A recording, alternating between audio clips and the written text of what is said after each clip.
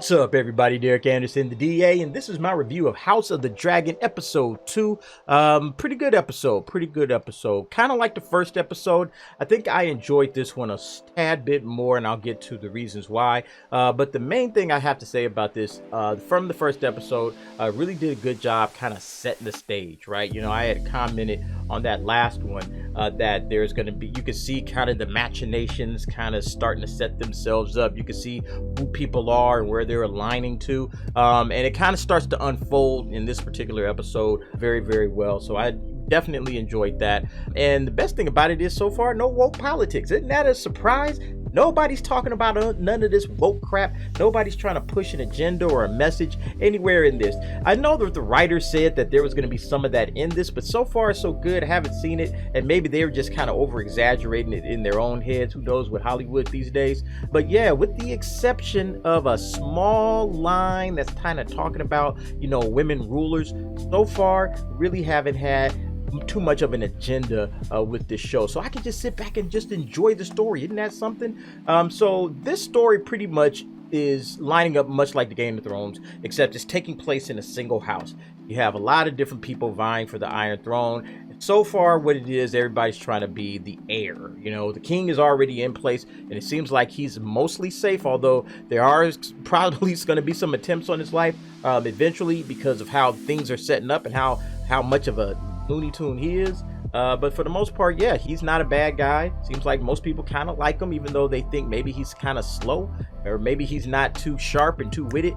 So, you know, that's gonna kind of come back to bite him, I think. Character wise, however, everybody's doing a really good job, but the person that really steals the show, of course, is Matt Smith playing Daemon Targaryen.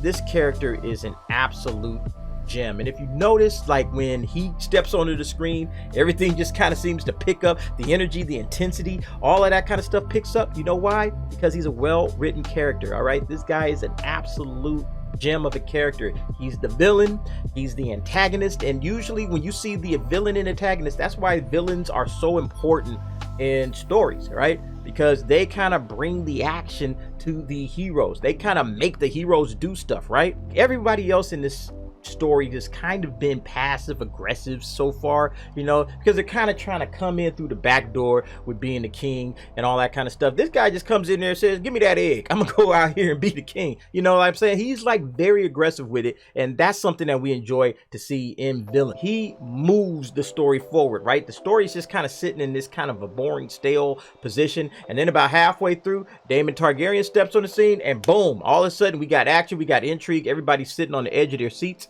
That's what this kind of a character brings, and so far he's the best character in this story, hands down, not even a question about it.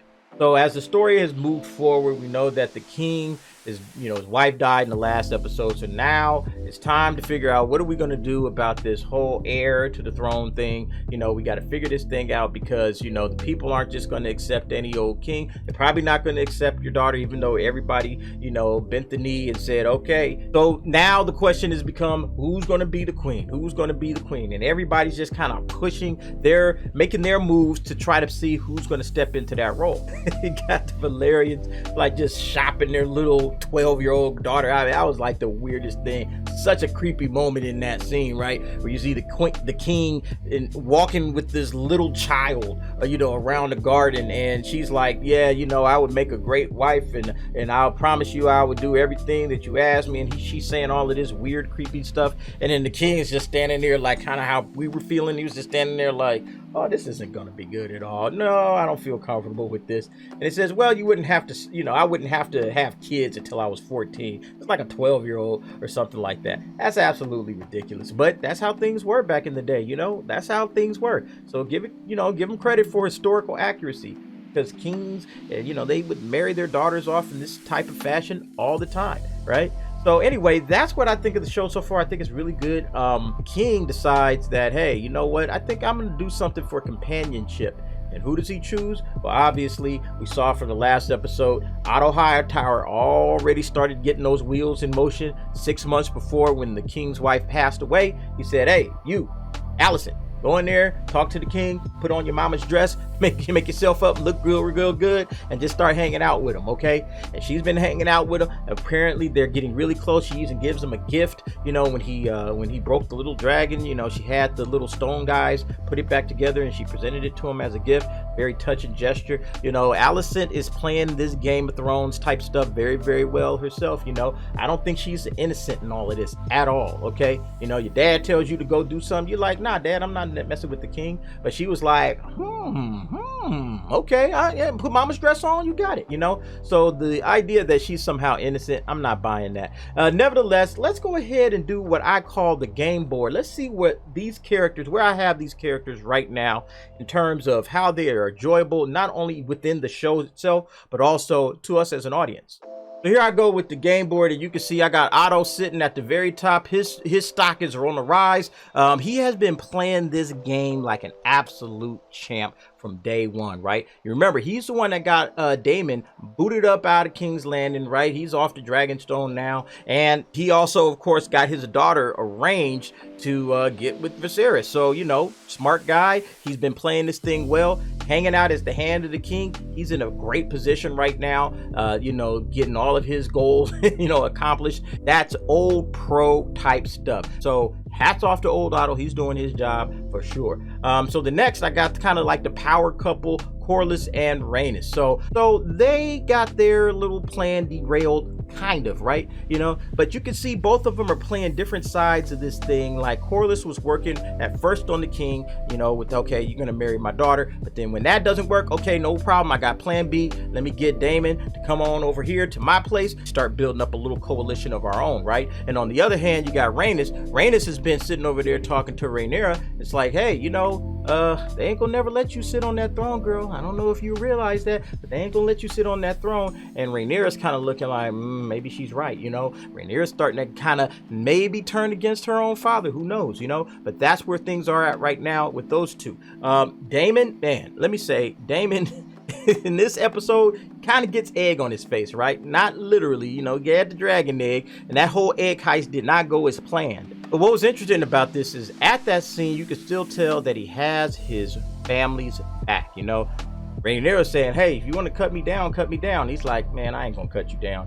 And then even at the end, when he's talking to Corlys, he's like, you're not gonna talk about my brother. I can talk about my brother, and we can talk about that, but you're not gonna talk about my brother that way, okay? So it shows that this guy still has some family loyalties, a very fascinating character. And now he's on his way up because he has found a way back in, right? Even after the egg thing kind of fell apart, he has found his way back in through Corlys, and maybe their little coalition is going to work out. Viserys messed up, man. Let me tell you, Viserys messed up. Like everybody's telling him, here's the rule, here's the way to go, okay? Here's the way to go. You got to marry this little 12-year-old girl, okay? That's going to set everything up for you. You're going to strengthen everything. The whole world and the countries are going to start saying, okay, I guess the Targaryen line is still strong, all right? No reason to try to go in there and mess with these dudes. Still a strong line. But what does he do?